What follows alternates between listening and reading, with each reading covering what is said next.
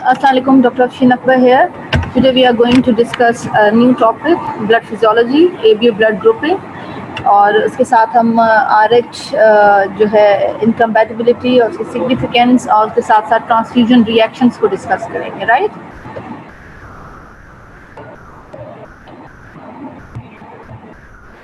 Antigenicity that causes an immune reaction of the blood. Antigenicity, that means any blood group having different antigens and regarding this antigen having different antibody. अगर आप किसी को भी random blood transfusion कर सकते हैं, कर दें अगर from one person to another, जब भी आप उसको फर्स्ट टाइम अटेम्प्ट करेंगे तो उसमें डिलेड और इमीडिएट एग्लूटिनेशन जो या हिमोलाइसिस आरबीसी की हो सकती है, that resulting a typical transfusion reaction, और उसकी वजह से एक सब्जेक्ट की डेथ भी हो सकती है।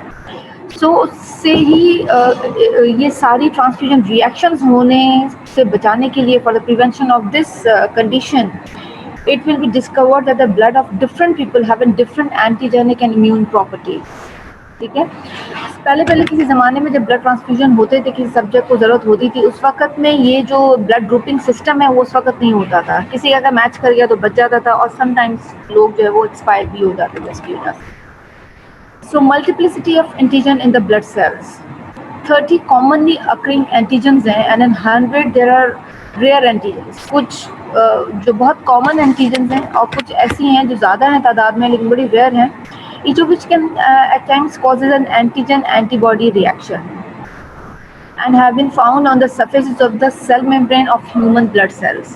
Human blood cells जो RBCs हैं उसके ऊपर जो है वो काफ़ी सारी एंटीजन एंटीबॉडी जो मौजूद होती है, उसकी वजह से वो रिएक्शन हो रहा है। ठीक है, two particular type of antigens are much more likely than the others are called the blood transfusion reaction. The number one is ABO system है antigens and the RH system, जिसे हम ABO system OAB भी कहते हैं, लेकिन इसको ABO ज़्यादा commonly call किया जाता है। ठीक है, इसमें हमें ब्लड ग्रुप पता चलते हैं कि either the blood group is A, B और O और AB, और उसके बाद जो ये RH system है ये हमें पॉजिटिव और नेगेटिव एंटीजेंस के बारे में बताता है कि either the subject is positive blood group or a negative blood group.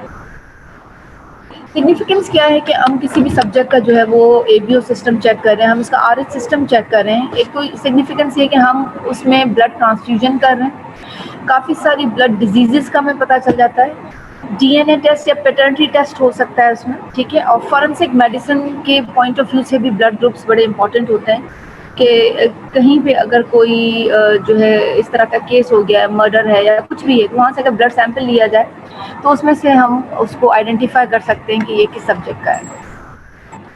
OAB system, A and B antigens जिसे हम कहते हैं, ये ए ग्लूटिनोजेंस हैं on the surface of RBCs in a large proportion. किसी भी सब्जेक्ट की, जैसे हम है फॉर एग्जांपल मेरा ब्लड ग्रुप ए पॉजिटिव है, ठीक है, सो ये जो ए है इसकी एंटीजेंस या जैसे हम एग्लूटिनोजेंस कह रहे हैं, ये आरबीसी की सेल सरफेस के ऊपर इसकी एंटीजेंस मौजूद होगी। ठीक है, and these antigens or agglutinogens, because they often cause RB blood cells agglutination, cause most blood transfusion reactions. ये जो antigens है ना बेसिकली यही transfusion reactions करवा रही होती हैं। These agglutinogens are inherited, ये हमें पेरेंट्स से मिल रही हैं।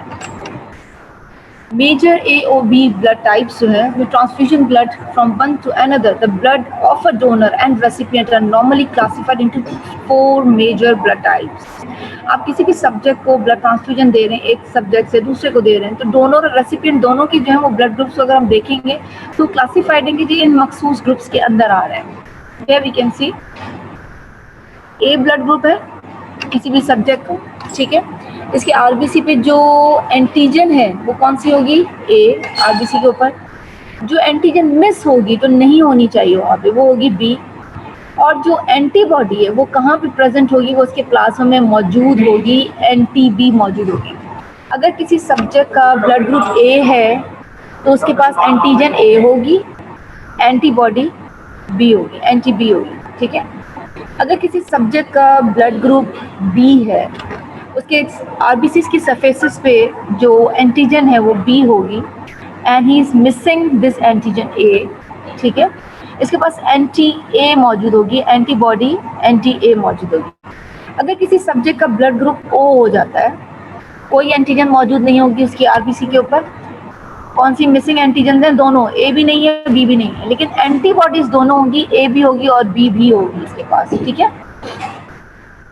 अगर किसी सब्जेक्ट का ब्लड ग्रुप ए और बी दोनों है तो इसके पास क्या हो जाएगा?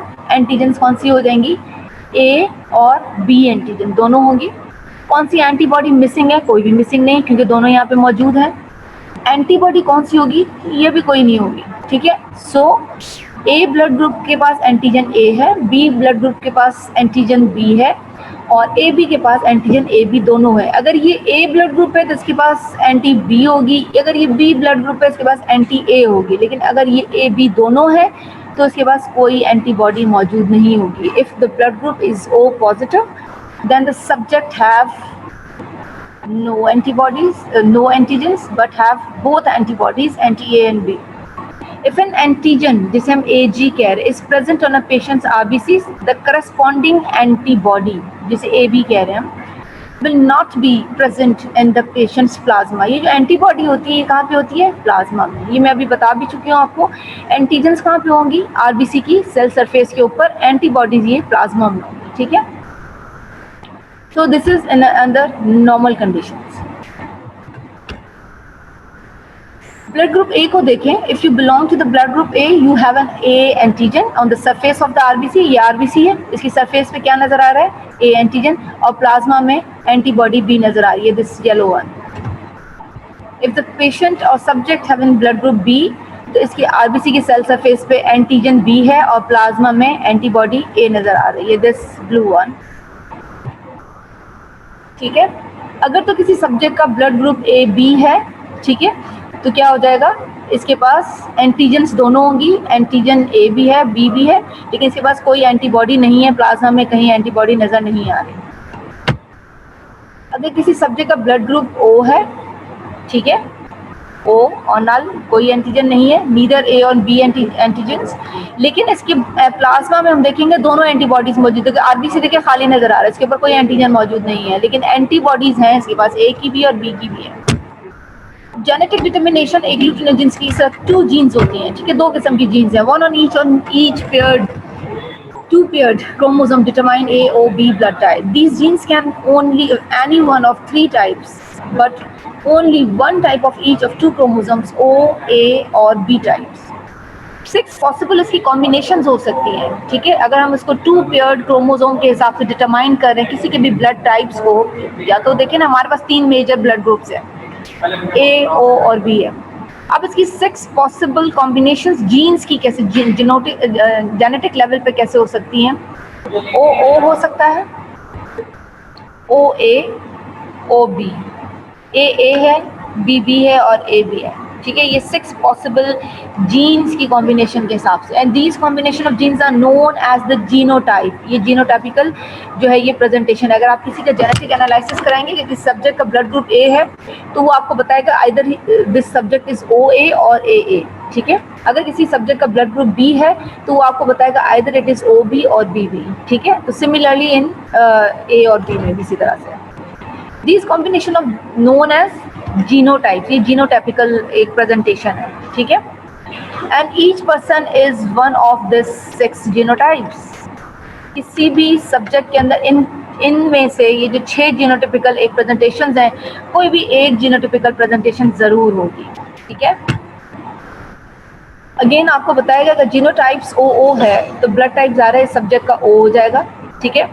ए ग्लूटिनोजन उसके पास नहीं है माइनस, लेकिन एंटीजेंस दोनों है, एंटीबॉडीज दोनों है, ठीक है।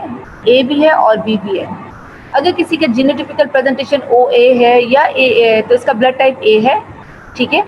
ए ग्लूटिनोजेंस जो है इसके पास एंटी A, जो ए ग्लूटिनोजेंस हैं इसके जो एंटीजेंस हैं वो A हैं और एंटीबॉडीज कौन सी हैं? B है। सिमिलरली अगर B ब्लड ग्रुप आ रहा है उसकी जीनोटिपिकल प्रेजेंटेशन OB और B है तो उसका ब्लड टाइप जा रहा है B हो जाएगा। एंटीजन उसके पास B है और एंटीबॉडीज उसके पास A है।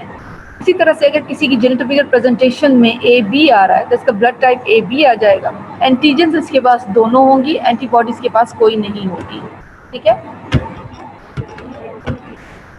ए ग्लूटिनोजेंस, ये बात आपने नोट की कि हम जो एंटीजेंस हैं इसे ए ग्लूटिनोजेंस कह रहे हैं और एंटीबॉडीज को हम ए ग्लूटिनेंस कहते हैं, ठीक है, जो उसके अगेंस्ट बन रही हैं।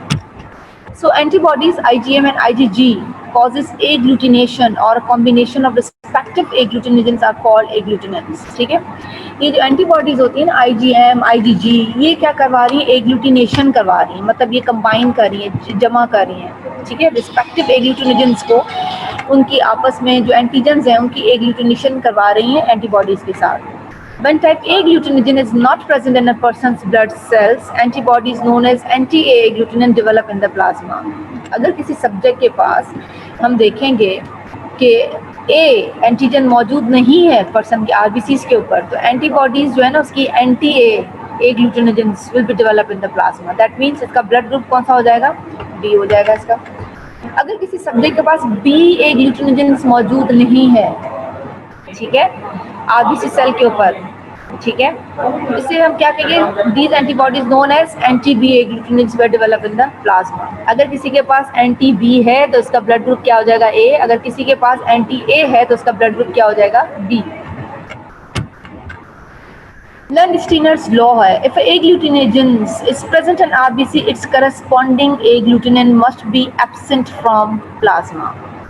अब ये कह रहा है कि जी कोई भी सब्जेक्ट जिसके अंदर एग्लूटिनोजेंस अगर प्रेजेंट हैं आरबीसी के अंदर, तो उसी का सेम एग्लूटिनोजेन जो है उसका एंटीबॉडी एब्सेंट होगा प्लाज्मा में. कैसे, अगर किसी सब्जेक्ट का ब्लड ग्रुप ए है तो उसके प्लाज्मा में एंटी ए आपको नहीं मिलेगा, ठीक है. अगर किसी पेशेंट का या किसी सब्जेक्ट का ब्लड ग्रुप बी है तो आपको एंटी बी उसके प्लाज्मा में नहीं मिलेगा, ठीक है, उसके अगेंस्ट नेक्स्ट जो एंटीबॉडी वो मिलेगी. जैसे कोई बच्चा पैदा होता है तो एग्लूटिनिन जो है in the plasma is almost zero, कोई एंटीबॉडीज होती नहीं है. एग्लूटिनिन का मतलब क्या है, एंटीबॉडीज. 2 to 8 month age में an infant begin to produce agglutinins, anti-A agglutinins when type A agglutinogens are not present in the cells, and anti-B agglutinins when type B agglutinogens are not present in the cells. 2 महीने से 8 महीने की as के अंदर मतलब बच्चों के अंदर एंटीबॉडीज डेवलप होना शुरू हो जाती हैं, ठीक है, according to the situation, according to the blood group, उस हिसाब से उस सब्जेक्ट के अंदर एंटीबॉडीज डेवलप होती है. 8 to 10 ईयर्स में मैक्सिमम टाइटर होता है. 8 साल से 10 साल की एज में बहुत ज़्यादा एंटीबॉडीज बन चुके हैं, and this gradually decline through out the remaining years of life, ठीक है. अच्छा जी, यहाँ पे हमें एजेस बताई जा रही हैं, ठीक है, और ये फॉरन ये 10 साल की उम्र तक देखें ना, ये पीकते जा रहा है, ठीक है. Anti A agglutinin in group B and O blood के अंदर है, और एंटी-B एग्लूटिनिन जो है वो ब्लड ग्रुप A में और O के अंदर हमें नजर आ रही है. तो ये पीक टाइटल इसका जो है ना वो 10 साल की उम्र तक है. Origin of agglutinin in the plasma. These agglutinins are gamma globulins and produced in the bone marrow and the lymph gland cells. ये इन 2 जगहों पे इनकी प्रोडक्शन हो रही है एग्लूटिनिन्स की, इसका मतलब है एंटीबॉडीज की. आजकल आप लोगों ने एंटीबॉडीज के बड़े नाम सुने होंगे, ऐसा ही है. तो most of them are IgM and IgG immunoglobulin molecules, and small amount of type A and B antigens enters the body in the food, bacteria and other ways, and these substances initiate the development of anti-A and anti-B agglutinins. होता क्या है कि हमारे अंदर जो है normally body के अंदर ये एंटीबॉडीज बनना शुरू कब होती हैं, जब भी खाने के जरिए या किसी और तरह से अगर बॉडी में कोई भी एंटीजन जो है वो स्मॉल अमाउंट उसका एंटर होना शुरू होता है, तो फौरन बॉडी जो उसके रिस्पॉन्डिंग जो है वो एंटीबॉडीज बनाना शुरू कर देती है. Agglutination process in the transfusion reaction में वो क्या काम कर रहा है, when a blood are mismatch to that anti A and anti B plasma agglutinin are mixed with the RBCs that contain A and B agglutinin respectively. होता क्या है, ब्लड मिसमैच हो जाएगा, ठीक है. मिसमैच का मतलब क्या है कि A ब्लड ग्रुप वाले को, ठीक है, एंटी-A B ब्लड ग्रुप वाले का ब्लड लगा दें आप, ऐसे ही है, क्योंकि जिस सब्जेक्ट के पास A ब्लड ग्रुप है ना उसके पास एंटी-A नहीं होगा, उसके पास एंटी-B होगा. जिसका B ब्लड ग्रुप है उसके पास एंटी-B नहीं होगा, उसके पास एंटी-A होगा. लेकिन आप कोई ऐसा सब्जेक्ट जिसका A ब्लड ग्रुप हो उसको B ब्लड ग्रुप लगा दें, ठीक है, तो क्या हो जाएगा, उसके पास एंटी-A ही आ जाएगा ना, तो क्या करेगा वो ब्लड ट्रांसफ्यूजन रिएक्शन कराएगा. And the RBCs agglutinate at a result of agglutinins attaching themselves to the RBCs. और फौरी तौर पे जो ये फौरन जो वो जमना शुरू हो जाएंगे, आपस में एग्लूटिनिन्स बनाएंगे और फौरी तौर पे रिएक्शन कॉज करेंगे. Because agglutinin have 2 binding side, IgG भी है और उसकी 10 बाइंडिंग साइट्स हैं, IgM भी है. Single agglutinin can attach to 2 or more RBCs at the same time. Thereby the causing to cell to bound together by agglutinins. और इसकी वजह से होता क्या, सेल फौरन एक क्लम्प बनाना शुरू कर देता है, एक जिसे कह रहे हैं कि खून का लोथड़ा सा बनाना शुरू कर देता है, which process called as agglutination. ठीक है, क्या है एग्लूटिनिन्स जो है, जैसे एंटीबॉडीज है, उसकी 2 बाइंडिंग साइट्स हैं. ठीक है, IgG भी है और 10 बाइंडिंग साइट्स है IgM की. सिंगल एग्लूटिनिन जो होता है वो अटैच करता है 2 जगहों पर और मोर RBCs के ऊपर. तो क्या करता है ये कि फौरी तौर पे अगर तो ट्रांसफ्यूजन रिएक्शन कॉज करना है तो फौरी तौर पे क्या करेगा कि एक एंटीबॉडी जो है ना 2-2 3-3 सेल्स को पकड़ लेगी.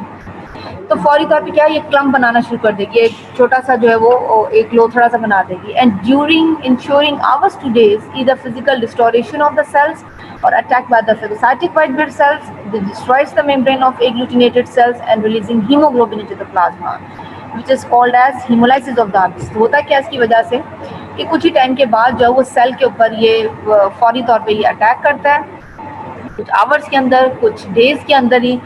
तो फिजिकली क्या करते हैं, ये सेल के ऊपर अटैक करते हैं. अगर तो ट्रांसफ्यूजन रिएक्शन है, वाइट ब्लड सेल्स जो हैं phagocytic white blood cell destroys the membrane of the agglutinated cells. ठीक है, अब क्योंकि एग्लूटिनेटेड जो सेल होते हैं ना, तो वाइट ब्लड सेल को लगता है ये फॉरेन बॉडी है, वो फॉरेन उसको तोड़ फोड़ के शिकार करें. तो जैसे ही तोड़ेंगे फोड़ेंगे एग्लूटिनेटेड सेल्स को, दैट मीन्स RBCs को, तो उसमें से हीमोग्लोबिन रिलीज होना शुरू हो जाएगा.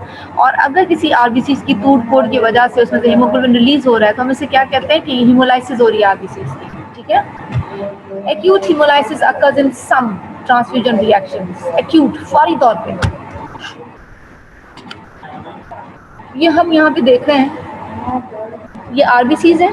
ठीक है, इसके ऊपर ये एंटीजेंस लगे हुए हैं. ठीक है, और ये हमें क्या नज़र आ रही है, ये एंटीबॉडीज़ नज़र आ रही हैं. ठीक है, अगर ये एंटीजन और एंटीबॉडीज़ आएँ और RBC के ऊपर देखें ना, एक एंटीबॉडी 2-2 RBCs को लगी हुई है, अटैच किया हुआ, तो इसने इसको क्लम्प बना दिया, क्लम्प बना हुआ है. ठीक है, और फाइनली होता है क्या है कि WBC इसको जब देख रहे होते हैं तो WBC को लग रहा होता है कि जी ये एक जो है वो फैगोसाइटिक मटेरियल है जिससे फैगोसाइटोसिस किया जा सकता है. ठीक है, तो फौरन उसको RBC को तोड़ना फोड़ना शुरू कर देंगे. RBC को तोड़ेंगे फोड़ेंगे तो होता है क्या, उसकी वजह से इस एग्लूटिनेशन को ये हीमोलाइसिस में चली जाती है, RBC टूट फूट का शिकार हो जाती है. ठीक है, if an individual is transfused with an incompatible blood group, destruction of the RBC cells will occur and this may result in the death of recipient.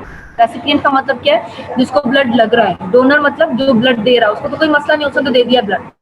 लेकिन अगर रेसिपिएंट के साथ उसका कंपैटिबल नहीं है ब्लड ग्रुप, तो क्या हो जाएगा, फौरी तौर पे जो है वो RBCs की डिस्ट्रक्शन होना शुरू हो जाएगी और इसके साथ साथ जो है वो सब्जेक्ट या रेसिपिएंट जो उसकी डेथ भी हो सकती है. Blood type showing agglutination of cells of the different blood types with anti-A and anti-B agglutinin in the serum. RBC के ऊपर RBC टाइप, इसके ऊपर ये एंटीजेंस लगी हुई हैं, O भी है और A भी है और ये B भी है, ये इसकी सेल टाइप्स हैं. अगर आप इसके अंदर anti-A डालते हैं, ठीक है, तो ये क्या करेगी, इसके ऊपर एग्लूटिनेशन नहीं करेगी. किसी का ब्लड टाइप है, आपने एक स्लाइड में लिया, उसके ऊपर आपने anti-A डाल दिया. ठीक है, आपने इसमें क्या लिया हुआ है, ब्लड टाइप्स को हमने मिक्स किसके साथ किया है, anti-A और anti-B एग्लूटिनिन इन द सीरा. मतलब ये सीरम्स बने हुए जिसमें ब्लड ग्रुप चेक कर रहे हैं. आपने किसी की सब्जेक्ट के O के अंदर, O ब्लड ग्रुप के अंदर आपने anti-A भी डाला, anti-B भी डाला, तो ये नेगेटिव की जो साइन है, that means there is no agglutination. ठीक है, अच्छा, उसके बाद आपने देखा एक A ब्लड ग्रुप लिया, आपने उसमें anti-A डाल दिया, आपने देखा एग्लूटिनेशन हो गई है. anti-B डाला, एग्लूटिनेशन नहीं हुई. ठीक है, अगर एग्लूटिनेशन हो गई है इसके अंदर तो इसका मतलब कि इस मरीज को का ब्लड ग्रुप A है. ठीक है, B ब्लड ग्रुप है, आपने anti-B डाला इसके अंदर, आपने देखा एग्लूटिनेशन हो गई है, जम गया ये anti-B डालने की वजह से, that means the subject blood group is B. Before giving a transfusion to a person, it is necessary to determine the blood type of a recipient blood and the blood type of donor's blood so that the blood can be appropriately matched. सबसे पहले तो हम जब भी किसी को transfusion करना है, बड़ी कॉमन सी प्रैक्टिस है कि जिस सब्जेक्ट का जो है वो ब्लड ग्रुप होना चाहिए, डोनर का भी और रेसिपिएंट का भी, ताकि जो है उनका जो ब्लड है वो आपस में मैच कर सके. This is called the blood typing and blood matching and these are perform in the following ways. इस तरह से करते हैं. RBCs are first separated from the plasma and diluted with the saline. इसका एक मेथड है सारा. ठीक है. RBCs को लेंगे, सेपरेट करेंगे उसको, ठीक है, और प्लाज्मा में डाइल्यूट कर देंगे, dilute with the saline. One portion is done mix with anti agglutinin और दूसरा जो इसका पोर्शन है वो दूसरे के साथ मिक्स करता है. आगे. हाँ.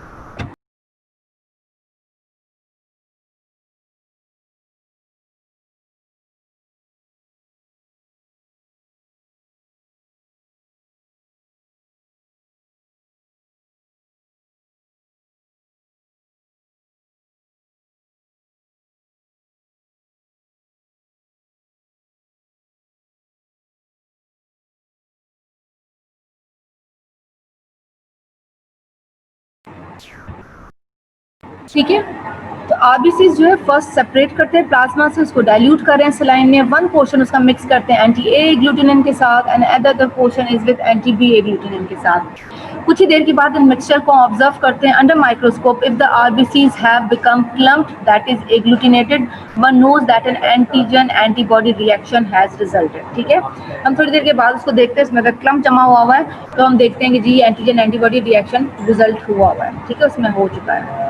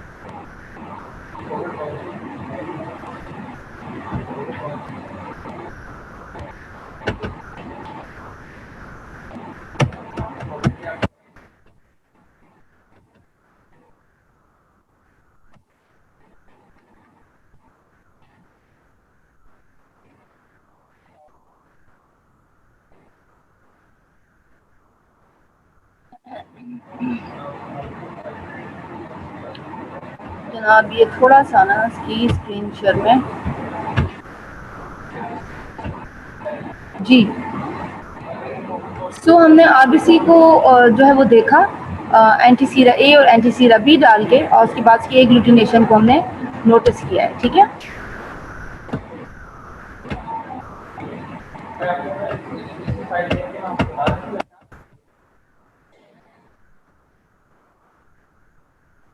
नेक्स्ट स्लाइड शो नहीं हो रही.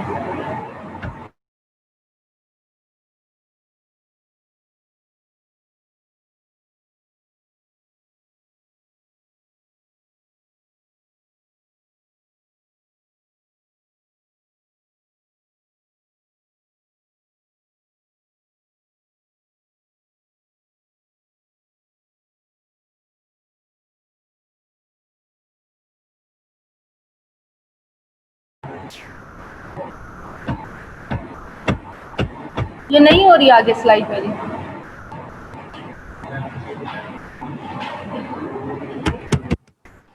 क्या हो गया इसको? नहीं आगे नहीं जा रही. देखो पता नहीं. स्टॉप शेयर करो.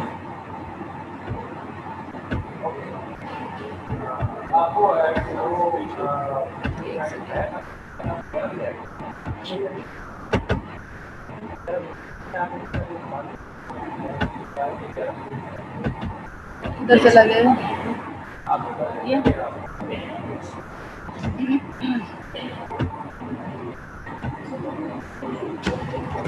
क्या हो गया आज? नहीं अब आया. चलें जी.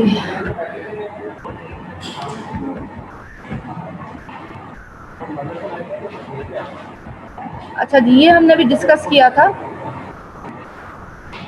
एक्यूट हीमोलाइसिस को. अच्छा, RBC cell types anti serum A B डालेंगे तो इसी तरह से हमने जो पहले डिस्कस किया था कि किस में एग्लूटिनेशन होगी। ए ब्लड ग्रुप में अगर एंटी सीरा ए डालेंगे तो एग्लूटिनेशन हो जाएगी, बी में एंटी बी डालेंगे तो एग्लूटिनेशन हो जाएगी, और ए बी में जो है वो एंटी सीरा ए बी दोनों की वजह से एग्लूटिनेशन हो जाएगी। आरएच सिस्टम बेसिकली हम कहते हैं, जिसमें हम कहते हैं कि नेगेटिव है, either the subject is positive, इस तरह से, ठीक है। सो आरएच एंटीजन्स होती हैं बेसिकली, आरएच पॉजिटिव भी होते हैं लोग, आरएच नेगेटिव भी होते हैं। so, इसकी भी जो 6 कॉमन टाइप हैं आरएच एंटीजन्स की, each of which is called as Rh factor, ठीक है। और इसको हम डेजिग्नेट कैसे करते हैं, capital C, capital D, capital E और small C, small D and small E के साथ। A person who have an C antigen does not have the small C antigen, ठीक है, but the person missing the C antigen always have the C antigen. The same true for the D and E antigen, ठीक है। अगर किसी बंदे के पास capital C है तो उसके पास स्मॉल सी नहीं होगी, but the person who have missing capital C, इसके पास क्या होगा, it always have small C. इसी तरह से अगर डी एंटीजन भी है, तो अगर किसी बंदे के पास डी एंटीजन मौजूद है तो उसके पास स्मॉल डी नहीं होगा, लेकिन अगर उसके पास स्मॉल ये डी एब्सेंट है तो स्मॉल डी जरूर होना चाहिए। डी एंटीजन को डिस्कस करते हैं। इंपॉर्टेंट, इसमें सबसे इंपॉर्टेंट जो है वो डी एंटीजन ही है। The type D antigen is widely prevalent in the population and considerably more antigenic than the other RH antigens, right? तो D एंटीजन है, उसके लिए हम ज़्यादा से ज़्यादा मतलब उसको डिस्कशन में लेकर आते हैं। जो पाकिस्तान हमारी जो पॉपुलेशन है उसमें D एंटीजन बहुत ज़्यादा है और वर्ल्ड वाइड इसकी बहुत ज़्यादा प्रिविलेंस है, अकरेंस है। Anyone who have the type of antigen is said to be RH positive. अगर किसी बंदे के पास, किसी सब्जेक्ट के पास ये कैपिटल D एंटीजन है तो देन ही और she is called as RH positive. If the person do not have an capital D antigen is said to be have an RH negative antigen, ठीक है। जैसे हम कहते हैं ना जी O नेगेटिव है, A पॉजिटिव है, A नेगेटिव है, something like that we are talking about always. So this positive and negative must have this capital D or absence of this capital D, ठीक है। RH immune response, formation of anti-RH agglutinin। ABO system में हमने क्या देखा था कि plasma में हमारे पास एंटीबॉडीज मौजूद थी responsible for causing the transfusion reactions and that develop spontaneously, whereas in the RH system spontaneous agglutination always never occur. Instead the person must first be massively exposed to an RH antigen, such as by transfusion of blood containing the RH antigen that enough and agglutinins to cause a significant transfusion reactions। होता है क्या है कि किसी भी subject को, जैसे हम आरएच सिस्टम की बात कर रहे हैं ना, वो देते हुए अगर आरएच सिस्टम में नेगेटिव पॉजिटिव का कोई मसला है ना, उस वक्त उसको फौरी तौर पे रिएक्शन नहीं होता। अगर तो एबीओ सिस्टम में हम किसी भी सब्जेक्ट को देते हैं तो क्या होता है, प्लाज्मा के अंदर एंटीबॉडीज एग्लूटिनेंस मौजूद होती है, फौरी तौर पे डेवलप रिएक्शन करती है स्पॉन्टेनियस। लेकिन आरएच सिस्टम में स्पॉन्टेनियस जो रिएक्शंस हैं वो नहीं होते, ठीक है। एग्लूटिनेंस जो है वो ऑलमोस्ट नेवर अकर, फौरी तौर पे नहीं आते। होता है क्या कि पर्सन जो है वो फर्स्ट मैसिवली एक्सपोज हो जाए, उसके पास बहुत ज़्यादा RH एंटीजन्स आ जाएं, such as by transfusion of blood containing the RH antigen, और वो इनफ एग्लूटिनेंस उसके खिलाफ बना दे, उसके बाद उसको ट्रांसफ्यूजन रिएक्शन हो सकता है। तो जो main transfusion reaction is responsible ABO system की वजह से है। आरएच सिस्टम में उसमें बहुत ज़्यादा क्वांटिटी चाहिए होती है, लेकिन अगर किसी का मिसमैच ब्लड है तो अगर आपने ए ब्लड ग्रुप को बी ब्लड ग्रुप लगा दिया है तो क्या हो गया कि आपने फौरी तौर पे उसको एक्सपोज कर दिया इसकी प्लाज्मा एंटीबॉडीज के ऊपर। लेकिन आरएच सिस्टम में तो हम देख रहे हैं कि जी एग्लूटिनेंस अभी आपने बहुत ज़्यादा तो दी ही नहीं है ना, आपने 2-4 कतरे दिए, रिएक्शन हो गया, आपने ब्लड स्टॉप कर दिया उस सब्जेक्ट का। सो एबीओ में स्पॉन्टेनियस रिएक्शन होता है, आरएच के लिए ज़रूरी होता है कि उसको बहुत ज़्यादा क्वांटिटी में ब्लड जा चुकी है उसके बाद वो रिएक्शन करवाए, so which is quite rare. Anti-RH agglutinin develops slowly, reaching maximum concentration of agglutinin about 2 to 4 months later. ये जो एंटी-RH है ना, एंटीबॉडीज इसकी जो है ये बड़ी स्लोली डेवलप करती हैं। जो मैक्सिमम कंसंट्रेशन इसकी एंटीबॉडीज की होती है या एग्लूटिनेंस की होती है वो 2 से 4 महीने में जाके बनती हैं। तो अगर किसी सब्जेक्ट को मल्टीपल एक्सपोजर है RH फैक्टर का और RH negative person eventually become strongly sensitized to RH factor. अगर किसी सब्जेक्ट को बहुत ज़्यादा ब्लड ट्रांसफ्यूजन हो चुकी है, ठीक है, ऑफ द RH फैक्टर की, so an RH negative person eventually become strongly sensitized. एक सब्जेक्ट जो RH नेगेटिव है, ठीक है, उसको अगर मैक्सिमम एक्सपोजर होता जाएगा ना उसके बाद वो सेंसिटाइज होना शुरू हो जाएगा। कैरेक्टरिस्टिक्स क्या हैं RH ट्रांसफ्यूजन रिएक्शन के? If an Rh negative person have never before been exposed to Rh positive blood, transfusion of Rh positive blood into that person will cause no immediate reaction. एक RH negative बंदा है जिसे पहले कभी भी RH positive blood नहीं लगा, अगर आप उसको RH पॉजिटिव का ब्लड लगा देंगे ना तो उसी वक्त उसको रिएक्शन, इमीडिएट रिएक्शन में नहीं जाएगा. Anti-Rh antibodies can develop in sufficient quantities during the next 2 or 4 weeks to cause agglutination of those transfused cells that are still circulating in the blood. इसमें अगर रिएक्शन हुआ तो 2 से 4 हफ्ते के बाद होगा, अगर तो RH नेगेटिव और पॉजिटिव में कोई गड़बड़ कर दी है, ठीक है. And these cells are then hemolyzed by the tissue macrophage system. अब अगर इनके अंदर जो है आपने देखा कि जी जो 2 से 4 हफ्ते के बाद इसमें एंटीबॉडीज डेवलप हो रही हैं और उन सेल्स के ऊपर जो अटैक आएगा, जो वो सेल्स जो हैं वो बाद में हीमोलाइज हो जाएंगे by the tissue macrophage system. इसे हम कहते हैं ये डिले ट्रांसफ्यूजन रिएक्शन है. Although this is usually mild, बड़ा माइल्ड होता है, पता नहीं चलता इतना ज़्यादा इसका, ठीक है. On subsequent transfusion of Rh positive blood into an Rh negative person who is now already immunized against Rh factor, the transfusion reaction is greatly enhanced, can be immediate or as severe as transfusion reaction caused by mismatch type A and B blood. अब एक subject है RH positive है, पहला तो जब आपने उसको transfusion लगा उसको कुछ भी नहीं हुआ, 2 हफ्ते के बाद कोई थोड़ा सा उसके अंदर उसके एंटीबॉडीज बनी तो टिश्यू मैक्रोफेज उसको खा लिए. लेकिन अगर आपने किसी सब्जेक्ट को, ठीक है, RH पॉजिटिव ब्लड लगाना शुरू कर दिया जो कि RH नेगेटिव का बंदा, ठीक है, उसके अंदर ऑलरेडी जो है वो इम्यूनाइज हो चुका है RH फैक्टर के, अब अगर उसको बंदे को ट्रांसफ्यूजन रिएक्शन होना शुरू हुआ ना तो बड़ा इमीडिएट और बड़ा सीवियर होगा. बिल्कुल इसी तरह से होगा ट्रांसफ्यूजन रिएक्शन जिस तरह से ए और बी के मिसमैच के अंदर हो सकता है. ये बात समझ आई है. RH पॉजिटिव ब्लड अगर किसी RH नेगेटिव को दिया जाता है तो पहले ट्रांसफ्यूजन में रिएक्शन नहीं होगा क्योंकि पहले एक्सपोजर पे एंटीबॉडीज बनती है 2 से 4 हफ्ते के अंदर. अब क्या हो चुका है, इसके अंदर एंटीबॉडीज बन गई, अब आपने इसको फिर दूसरा ट्रांसफ्यूजन किया, अब इसके अंदर बड़ा सीवियर रिएक्शन आएगा क्योंकि ये सेंसिटाइज हो चुका है, ये इम्यूनाइज हो चुका है, इसके अंदर अब एंटीबॉडीज उसकी बन चुकी हैं. अब ये उसके खिलाफ फौरी तौर पे जो है वो रिएक्शन प्रोड्यूस करेगा, ठीक है. Erythroblastosis fetalis haemolytic disease of newborn एक कंडीशन है, ये छोटे बच्चों में हो रहा होता है. Erythroblastosis fetus is a disease of fetus and newborn child characterized by agglutination and phagocytosis of fetus RBCs. एक छोटा जो बच्चा पैदा हो रहा होता है उसकी जो RBCs है ना उसके अंदर एग्लूटिनेशन हो जाती है फीटस ब्लड के अंदर, ठीक है, और वो उसके RBCs जो है टूट का शिकार हो रहे हैं. इसमें होता क्या है कि जो मदर है वो RH नेगेटिव है, फादर RH पॉजिटिव है, ठीक है. अब बेबी ने इनहेरिट किया है RH पॉजिटिव किया अपने फादर से, ऐसे ही है. The mother develops anti-RH agglutinin IgG from exposure to fetus RH antigen. अब बच्चे के पास क्या था, पॉजिटिव था, पॉजिटिव ब्लड था ना, तो माँ के साथ तो कनेक्टेड है वो, तो माँ ने क्या उसके अंदर, उसकी वजह से हुआ क्या कि माँ के अंदर anti-RH agglutinin बन चुकी थी क्योंकि ज़्यादा mother and feature blood circulate कर रहा है जो उनका तो आपस में कनेक्शन है. तो मदर को जब लगा उसके ब्लड को कि जी यहाँ पर तो पॉजिटिव ब्लड और मदर ऑलरेडी खुद RH नेगेटिव है, तो मदर के अंदर क्या चीज़ें डेवलप हो गई, anti-RH एग्लूटिनिन्स या antibodies IgG. In turn, the mother's agglutinin diffuse through the placenta into the fetus and cause RBC cells or red blood cells agglutination. जैसे ही बच्चा जो है ना वो पैदा हो रहा है ना तो फौरी तौर पे मदर के अंदर जो एग्लूटिनिन्स बनी थी ना IgG, ये फौरन प्लेसेंटा को क्रॉस करेंगी और ये फीटस ब्लड में मिक्स हो जाएंगी जाके फीटस ब्लड के साथ और फौरन उसको क्लम्प कर देंगी, एग्लूटिनेशन करना शुरू कर देंगी. इस इंसिडेंस डिजीज क्या है, an RH negative mother having her first RH positive child usually does not develop sufficient anti-RH agglutinin to cause any harm. तो उसमें होता क्या है कि मदर के पास बहुत ज़्यादा इतने सफिशिएंट जो है ना एंटीबॉडीज होती नहीं कि बच्चे को बहुत ज़्यादा नुकसान पहुँचे.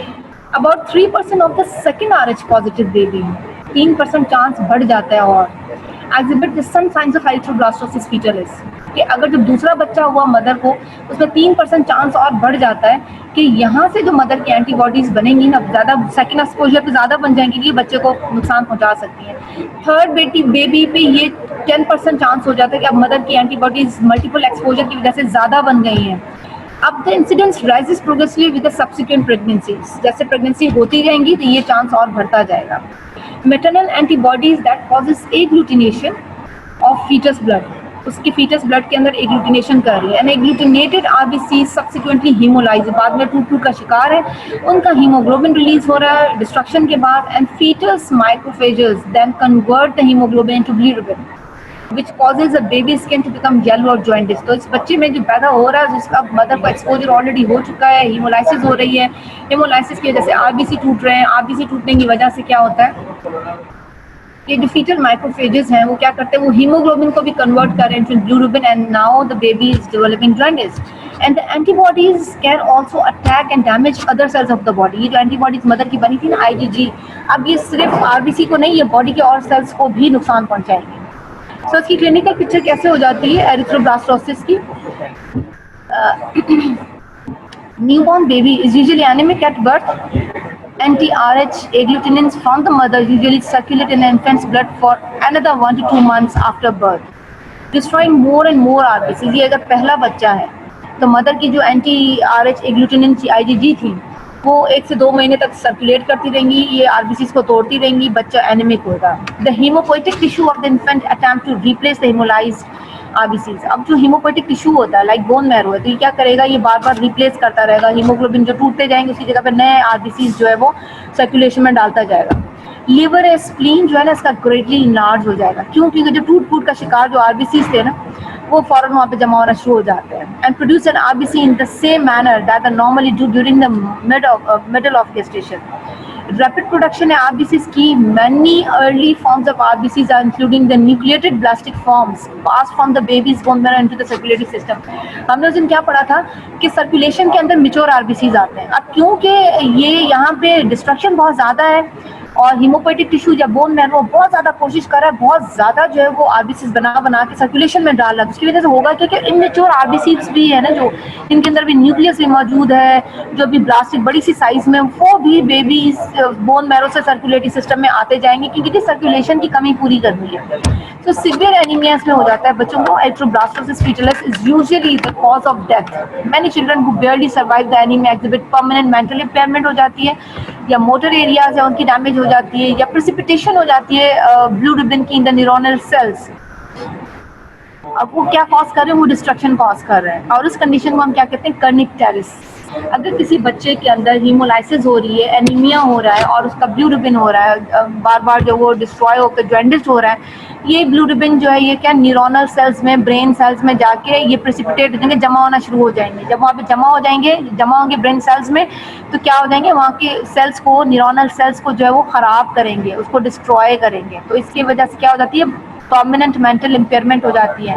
और ये जो प्रेसिपिटेशन है बिलिरुबिन की in the neuronal cells which can cause destruction of this neuronal cells, this condition is called as kernicterus. Treatment क्या है इसकी? Of hemolytic disease of newborn, HDNB से कहा जाता है, hemolytic disease of newborn. Replace the neonate's blood with an RH negative blood. ठीक है. अब एक्सचेंज ट्रांसफ्यूजन इसमें किया जाता है. किस तरह से किया जाता है? 400 ml जो RH negative blood is infused over a period of 1.5 और more hours while the neonate own RH positive blood is being removed. अब क्यों हम उसका रिमूव करें? इसलिए कि जनाब उसके पास तो एंटीबॉडीज भी बथेरी आ चुकी है ना. तो ये उस प्रोसीजर में बच्चे को कौन सा ब्लड लगा रहे हैं? RH नेगेटिव ब्लड लगा रहे हैं. ठीक है. और इसका जो अपना पॉजिटिव है वो सारा निकाल दो और रिमूव करते जाओ. And this procedure may be repeated several times during the first few weeks of life, mainly to keep the bilirubin level low and thereby preventing the kernicterus. इसमें हम कर क्यों रहे हैं ये सारा? ताकि बच्चे का जो बिलिरुबिन है वो कम से कम हो जाए और कर्निक टेरिस ना हो, डेवलप ना हो. That means we just want the prevention of this precipitation of bilirubin in the neuronal cells. By the time these transfused RH negative cells are replaced with an infant's own RH positive cells, होता क्या है, कुछ ही अरसे के बाद जैसे हमने RH negative sales को ट्रांसफ्यूज किए तो बॉडी की जो अपने RH पॉजिटिव सेल्स हैं वो उससे रिप्लेस होते जाएंगे. सिर्फ फर्क ये होगा कि अब एंटीबॉडीज नहीं होंगी. अब प्रोसेस दैट रिक्वायर्स 6 और मोर वीक्स, 6 कोई हफ्ते लग जाते हैं इसके, 1.5 महीना 2 महीने लग जाते हैं, बच्चा हॉस्पिटलाइज होता है. The anti-RH agglutinins that had come from the mother will have been destroyed. ठीक है. तो इस वजह से हो क्या रहा है कि जो मदर की तरफ से जो एंटीबॉडीज आई थी वो जो है वो डिस्ट्रॉय हो जाती है, वो खत्म होना शुरू हो जाती है. तो एक्सचेंज ट्रांसफ्यूजन जो है removes antibody coated RBCs, not all about but many, बहुत सारी को निकाल दिया जाता है। रिमूवल ऑफ मैटरनल एंटीबॉडीज, ठीक है। So remember this antibody is passively transferred, so the more we remove the better. So removal of bilirubin to reduce the bilirubin of newborn, replacement of RBCs, that treatment of anemia. तो इसमें जो हम ये चीज़ें exchange transfusion करें, इसका फ़ायदा क्या है? हमने एंटीबॉडी रिमूव कर दी है जो कोटेड थी आरबीसी के ऊपर जाके जमा हो गई थी, क्योंकि एक एंटीबॉडी 2-3 आरबीसी को पकड़ लेती है, ठीक है। मैटरनल एंटीबॉडी को निकाल दिया हमने, ब्लूरिबिन को कम कर दिया हमने, आरबीसी जो टूट फूट का शिकार थे उनको भी रिप्लेस कर दिया इसके अंदर। तो प्रिवेंशन किस तरह से हो सकती है? RH इम्यूनोग्लोबुलिन जो है ग्लोबिन और anti D antibody that is administered to the expectant mother starting at the 28 to 30 weeks of gestation. किसी भी माँ का जब उसका अपना ब्लड ग्रुप जो है वो नेगेटिव हो, उस मदर को हम एंटी-डी एंटीबॉडी एडमिनिस्टर करते हैं जब उसका 28वां वीक चल रहा है या 30th वीक चल रहा है, लास्ट ट्राइमेस्टर में। RH नेगेटिव मदर जो है who deliver RH positive baby को अगर से पैदा किया, to prevent the sensitization of the mother's to the D antigen. अब क्योंकि मदर खुद तो नेगेटिव है ना, तो मदर के पास वो से सेंसिटाइज नहीं होगी एंटी डी से, क्योंकि मदर को खुद को उसको एंटी डी लग चुकी है, ठीक है। तो फीटस के ब्लड की वजह से या पॉजिटिव ब्लड की वजह से जो मदर के अंदर एंटीबॉडीज बनेंगी वो उसे सेंसिटाइज नहीं होगी, क्योंकि ऑलरेडी मदर को जो हम एंटी डी दे चुके हैं, ठीक है। And this greatly reduce the risk of developing large amount of D antibodies during the second pregnancy. तो इसकी वजह से होगा क्या, जो नेक्स्ट प्रेगनेंसी होगी मदर की, उसमें जो है वो ये एंटी-डी एंटीबॉडीज नहीं बनेंगी। Effect of anti-D antibody is to inhibit antigen-induced B lymphocyte antibody production in the expectant mother. ठीक है, इससे होता क्या है कि इसमें हम रोक देते हैं जो बी लिम्फोसाइट का काम है कि जी वो एंटीबॉडी प्रोडक्शन कराती है एंटीजन को देखकर ही फौरन। तो हम जब एंटी डी दे रहे हैं तो मदर के अंदर ये जो प्रोसीजर है ना कि जो एंटीजन को देख के फौरन बी लिम्फोसाइट बहुत सारी प्रोडक्शन एंटीबॉडीज की बनाना शुरू कर देते हैं, वो नहीं होगा, ठीक है।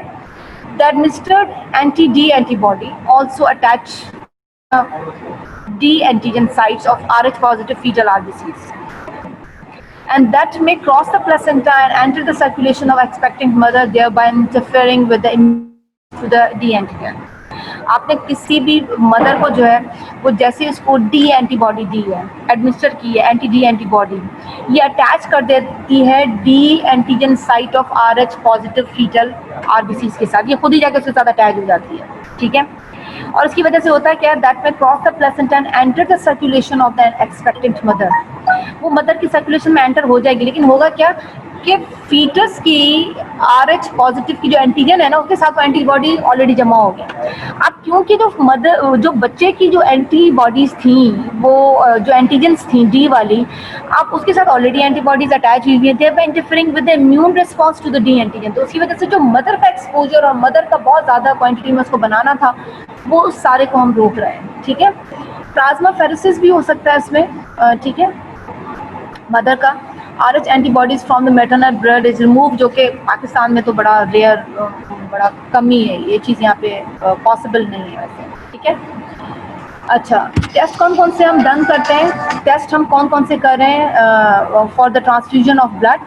ABO ब्लड टाइपिंग है एंड RH फैक्टर, ये बहुत इंपॉर्टेंट है, ब्लड टाइप का भी पता होना चाहिए हमें, RH फैक्टर होना चाहिए। क्रॉस मैच करवाते हैं हम, एक टेस्ट करवाते हैं जिसकी वजह से कंपैटिबिलिटी हम चेक कर रहे हैं किसी भी डोनर और रेसिपिएंट दोनों की। उसके बाद हम कुछ टेस्ट करवाते हैं इन्फेक्टिव एजेंट्स को देखने के लिए, आइदर तो the donor is hepatitis B surface antigen positive और नेगेटिव। इनको बोले मैं लेक्चर ले रही हूँ, इनको बोले मैं बिजी हूँ। TC antibody, right.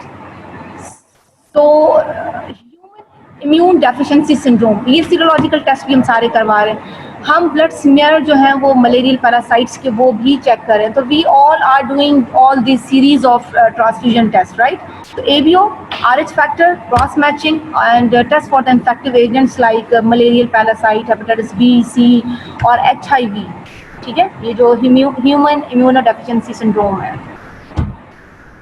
So changes in the stored blood, क्या चेंजेस हो सकती हैं? हम किसी ब्लड को स्टोर करके रखते हैं। Fall in the 2,3 biphosphoglyceric acid, fall in the ATP, decrease activity of sodium potassium pump और hyperkalaemia and increase osmotic fragility of RBCs, fall in the pH due to the glycolysis of RBCs, and disappearance of the platelets in the 24 hours, and granulocytes, and destruction of clotting factor like 5 and 8, and hypocalcemia. तो अगर ये सारे जो किसी blood को store करके रख रहे होते हैं कि जी हम किसी ब्लड को बड़े देर तक स्टोर करेंगे, तो उसकी वजह से इसमें ये सारी चेंजेस आना शुरू हो जाएंगे, विच is not good.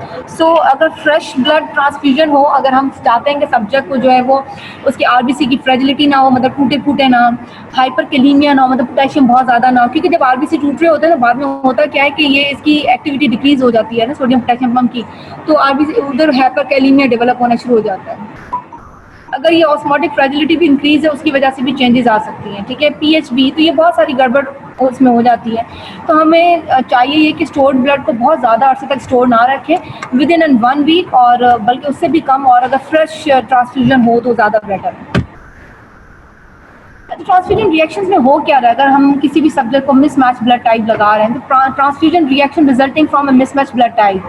If the donor's blood of one type is transfuse to the recipient who's another type, जैसे हमने पहले बात की थी, तो फौरी तौर पे एग्लूटिनेशन हो जाएगी डोनर्स ब्लड के साथ रेसिपिएंट्स की, और फौरन जो है उसमें रिएक्शन होना शुरू हो जाएगा. It is related to the transfuse blood causes agglutination of recipient cell for the following reason.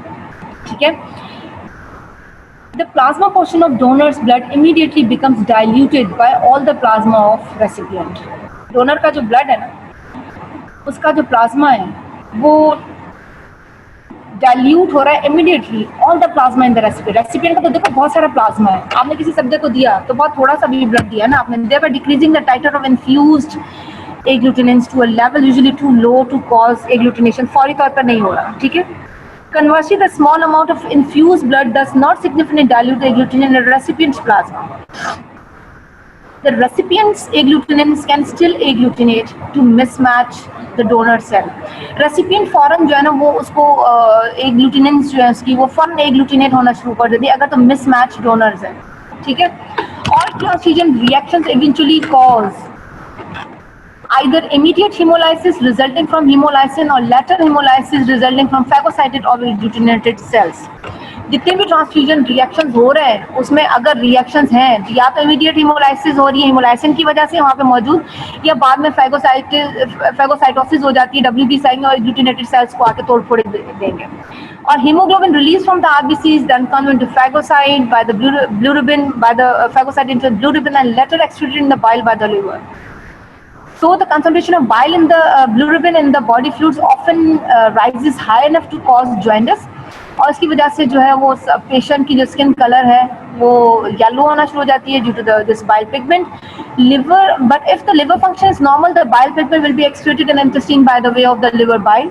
So the jaundice usually does not appear in an adult person. तो बड़ों में इतना ज़्यादा नहीं होता क्योंकि लिवर से वो सारा का सारा excrete out, unless more than 400 ml of blood is hemolyzed in less than a day. So मतलब ये जितना भी आपने दिया, मतलब आपने इतना ज़्यादा दे ही चुके हैं, तो उसके बाद ये hemolysis हो 400 ml की जो hemolysis हो गई है, जाके अगर इसमें jaundice डेवलप हो रही तो फिर इस सब्जेक्ट के अंदर जो है हमें नजर आना jaundice शुरू हो जाएगी. One of the most lethal effect of transfusion reaction is the kidney failure, which begins within a few minutes to few hours and continue until the person dies of renal failure. ये एक सबसे जो है ना acute kidney shutdown, transfusion reaction का सबसे जो lethal effect है वो यही है. Kidney shutdown किस तरह होता है? Seem to be result from 3 causes. 3 वजूहात हैं इसकी कि अगर ट्रांसफ्यूजन रिएक्शन हो गया तो 3 वजह से, अगर A को आपने B लगा दिया, B को A लगा दिया. First, the antigen-antibody reaction of the transfusion reaction releases toxic substances from the hemolyzing blood. Hemolysis हो रही है जैसे ब्लड की, तो उसमें से जितने भी टॉक्सिक सब्सटेंसेस रिलीज होंगे उस रिएक्शन की वजह से वो रीनल की पावरफुल वेजो कंस्ट्रक्शन करा देंगे. सेकंड, सर्कुलेटिंग आरबीसीज जो है ना रेसिपिएंट के अंदर, along with this production of toxic substances from the hemolyzed cells from the immune reaction causes circulatory shock. वो सर्कुलेटरी शॉक मिले. Number 1, powerful renal vasoconstriction. Number 2, वो जो हेमोलाइज्ड सेल्स हैं फ्रॉम दिस इम्यून रिएक्शन वो circulatory shock produce करेंगे. Arterial pressure ज़्यादा circulatory shock के वो फॉल कर जाएगा. Renal blood flow and urine output both are decreases, right. Third, if the total amount of free hemoglobin released in the circulating blood is greater than the quantity that can be haptoglobin, plasma protein bind with a small amount of hemoglobin. So उसमें क्या हो रहा है कि जो total amount है ना free hemoglobin का जो रिलीज है इनटू द सर्कुलेटिंग ब्लड, अगर वो ग्रेटर क्वांटिटीज में वो हैप्टोग्लोबुलिन के साथ बाइंड किया, much of the excess leak through the glomerular membrane into the kidney tubules. होता है क्या है कि हम नॉर्मली बात करते हैं प्रोटीन जो है ना, प्लाज्मा प्रोटीन, वो जो है वो नहीं किडनी मेम्ब्रेन्स को क्रॉस नहीं करती।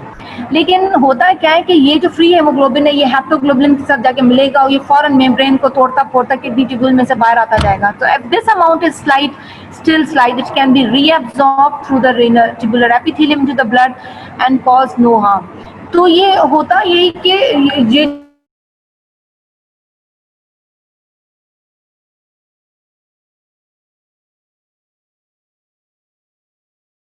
Much of the excess leak through the glomerular membrane, ज्यादा जो होगा वो उसमें से लीक कर जाएगा किडनी ट्यूब्यूल में से। ठीक है, तो अगर ये थोड़ी क्वांटिटी में ये इतना प्रॉब्लम नहीं करेगा, ये रीअब्सॉर्ब हो जाएगा। Water continue to be reabsorbed, causing the tubular hemoglobin concentration to rise too high that the hemoglobin precipitate and blocks many of the kidney tubules. अब क्योंकि इसमें रीअब्जॉर्प्शन हो रही है किडनी ट्यूब्यूल्स में हीमोग्लोबिन की कंसंट्रेशन, असल में होता है कि बाद में ये रीअब्जॉर्प्शन हो के भी हीमोग्लोबिन रीअब्जॉर्ब हो रहा है, ज़ाया नहीं हो रहा, बाद में प्रेसिपिटेशन इतनी ज़्यादा करता है किडनी ट्यूब्यूल के अंदर जो है वो जमा होना शुरू हो जाता है। तो again it causes renal vasoconstriction, circulatory shock, renal tubular blockage together causes renal shutdown, acute shutdown. If this shutdown is complete and fail to resolve, the patient dies within a week or 12 days. ठीक है, अगर ये इस तरह का हो गया तो हम ऐसे सब्जेक्ट को जो है वो सेफ कम कर पाते हैं। ठीक है, फीचर्स क्या है इमीडिएट रिएक्शन के, ये इसको नीचे ले आती हूँ मैं। फीचर्स ट्रांसफ्यूजन रिएक्शन क्या हमें क्या नजर आएंगे इमीडिएट रिएक्शन में? एक तो सर्कुलेटरी ओवरलोड हो जाएगा, ठीक है, और एयर एम्बोलिज्म हो सकता है, हाइपोथर्मिया हो सकता है। ठीक है, फिब्राइल रिएक्शन है, antibody directed against donor leucocyte and actually antigen. Subject को जो headache, nausea, vomiting, chills, fever, urticaria, खारिश रिएक्शन होना शुरू हो जाएगा। ठीक है, तो इमीडिएट में क्या हो जाता है, सर्कुलेटरी ओवरलोड है, उसके बाद जो है एयर एम्बोलिज्म हो सकता है, हाइपोथर्मिया, फिब्राइल रिएक्शन हो सकता है, hyperkalaemia, hypocalcaemia and transmission of infection, हीमोसिड्रोसिस भी हो सकती है इसके अंदर, बहुत ज़्यादा जो है वो आयरन एक्यूमुलेट हो जाए। लॉन्ग टर्म कॉम्प्लिकेशन में जो है उस वक्त नहीं हुआ, लॉन्ग टर्म कॉम्प्लिकेशन हो सकता है सब्जेक्ट को जो है वो एड्स होना शुरू हो जाए, इन्फेक्शन हो जाए, हेपेटाइटिस हो जाए। ठीक है, उसके बाद हम देखते हैं कि जी ट्रांसप्लांटेशन और ऑफ टिश्यू एंड ऑर्गन की क्या चीज़ है। एक होता है आइसोग्राफ्ट। ठीक है, आइसोग्राफ का मतलब ये है कि एक आइडेंटिकल ट्विन से एक ऑर्गन निकाल के दूसरे आइडेंटिकल ट्विन में लगाया, विच इज कॉल्ड एज आइसोग्राफ। ठीक है, ऑटोग्राफ का मतलब होता है सब्जेक्ट का ही एक बॉडी पार्ट निकाल के दूसरी जगह पे लगाया जाए। ठीक है, इसका मतलब ये हुआ कि इस सब्जेक्ट का हमने ब्लड निकाल के रख लिया पहले से ही। ठीक है, इसी सब्जेक्ट का ब्लड निकाल के रख लिया पहले से कि इसका ऑपरेशन होने वाला है। ठीक है, इसी को इसका लगा दिया हमने ब्लड। ठीक है, या इसी के बॉडी पार्ट में से कोई इस तरह की होती है, जिस तरह से हमने वेन निकाली यहाँ से और हार्ट में लगा दी, ऑटोग्राफ हो गया। जीनोग्राफ हम कहते हैं किसी animal between the two species, किसी एनिमल से किसी दूसरे बंदे के अंदर किसी ह्यूमन में लगाने, दिस इज कॉल्ड एज जीनोग्राफ।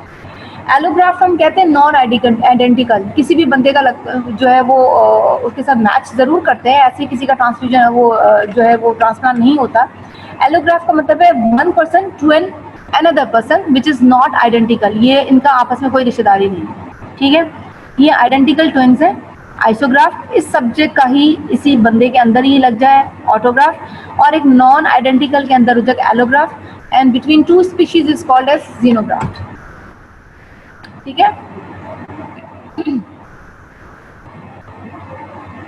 इसके लिए भी हम मुख्तलिफ जो है वो टेस्ट करते हैं। एक्चुअली एंटीजन है, 6 टाइप ऑफ एंटीजन इसके अंदर प्रेजेंट होती हैं। ठीक है, टिश्यू टाइपिंग इसमें की जाती है, ह्यूमन ल्यूकोसाइट एंटीजन और एचएलए कॉम्प्लेक्स ऑफ एंटीजन्स में देखी जाती हैं।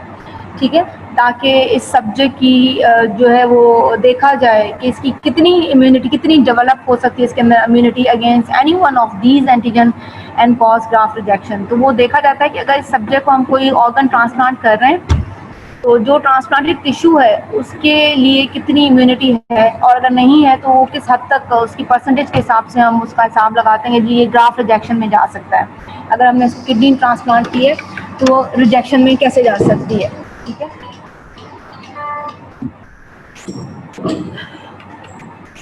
टिश्यू टाइपिंग अगेन ये भी एक प्रोसीजर है जिसमें हम एंटी HLA एंटीबॉडीज को रिकॉग्नाइज कर रहे हैं। ठीक है, और यहाँ तक किसी को बात ना समझ आई हो बच्चों, किसी बच्चे को यहाँ तक ये बात ना समझ आई हो?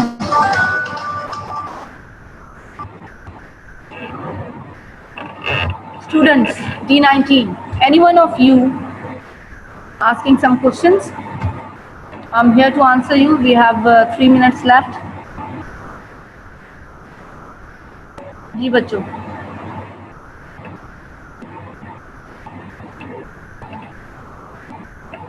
जी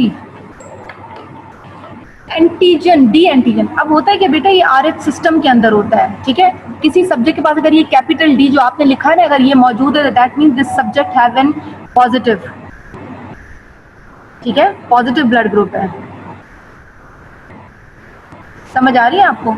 तो ये शो कर रहा है डी एंटीजन। अगर किसी के पास ये नहीं है किसी सब्जेक्ट के पास, इसका मतलब कि वो नेगेटिव है, बस ये डी एंटीजन यही है। ठीक है, इसका रिएक्शन अगर होता है प्रिवेंशन बेटे एरिथ्रोब्लास्टोसिस किस तरह से होती है कि मदर जो है ना वो उसका नेगेटिव ब्लड ग्रुप है और उसको पहले से एंटी डी अगर लगा देते हैं ना, तो अगर बच्चे का पॉजिटिव ब्लड ग्रुप हो जाता है, फॉर एग्जाम्पल बच्चे का अगर ब्लड ग्रुप क्या है पॉजिटिव, ने फादर से लिया है, तो उसमें होगा क्या कि जो बच्चे का जैसे ही ब्लड ग्रुप आएगा ना तो जो एंटी डी हम ऑलरेडी इंजेक्शन फॉर्म में मदर को लगा चुके हैं, तो वो जो एंटीजेंस होंगी ना उसकी जो वहाँ पे एंटीबॉडीज होंगी वो बच्चे की एंटीजेंस के साथ आके मिल जाएंगी और वो उसके साथ कॉम्प्लेक्स बना लेंगी।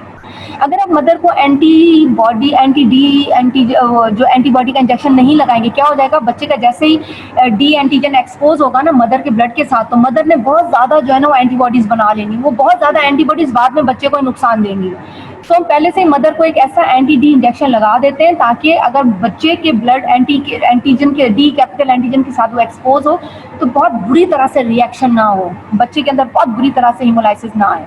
ठीक है, ये इस तरह से प्रिवेंशन हो सकती है कि मदर को पहले से ही हम मदर को लगाएंगे इंजेक्शन ये, ठीक है, एंटी डी एंटीबॉडी, ताकि जैसे ही फीटल ब्लड के साथ मदर का ब्लड जो है वो जब थोड़ा सा एक्सपोज हो तो वो बहुत ज़्यादा सेंसिटाइज मदर का ब्लड ना हो, ऑलरेडी शी हैव एंटीबॉडीज़, और वो एंटीबॉडीज़ जो है वो फीटस के एंटीजन के साथ मिक्स हो जाएंगी, एंटीजन एंटीबॉडी कॉम्प्लेक्स बना लेंगी और मदर ने उसके खिलाफ फिर और जो है वो एंटीबॉडीज़ नहीं बनानी।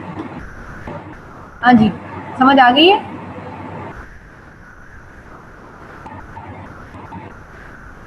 एबीओ सिस्टम में मेन आरएस सिस्टम में एबीओ सिस्टम में हमें पता चलता है एंटीजेंस कौन सी हैं आरबीसी के ऊपर और उसके खिलाफ एंटीबॉडीज कौन सी हैं, और आरएस सिस्टम में हमें पता चलता है either the subject is positive blood group और नेगेटिव ब्लड ग्रुप। इसमें जो डोनर होता है ना, donor blood group universal donor, वो ओ नेगेटिव है। ठीक है, कोई एंटीजन नहीं है उसके पास तो वो हर किसी को ब्लड दे सकता है। ठीक है, और इसके बाद और जो यूनिवर्सल रेसिपिएंट है वो ए बी पॉजिटिव है। ठीक है, मैं नेक्स्ट लेक्चर में आप लोगों से पूछूंगी बेटा ये जो एंटी इंजेक्शन है ना ये मदर के लिए हार्मफुल नहीं होता, क्योंकि हम तो उसको जो है वो एंटी डी दे रहे हैं ना, तो हार्मफुल नहीं होगा ना उसके लिए। ठीक है, तो हम तो उसको वैक्सीनाइज कर रहे हैं, एक लिहाज हम उसको वैक्सीन कर रहे हैं। ठीक है, अब universal donor is O negative, universal recipient is A B positive. मैंने नेक्स्ट लेक्चर में आपसे पूछना है, आपने इसके बारे में सोच के रखना है कि इसका आंसर क्या हो सकता है। ठीक है, तो मैं आप लोगों से पूछूंगी why O negative is universal donor and why A B positive is universal recipient. Okay, Allah हाफिज, नेक्स्ट लेक्चर में मिलते हैं इंशाल्लाह।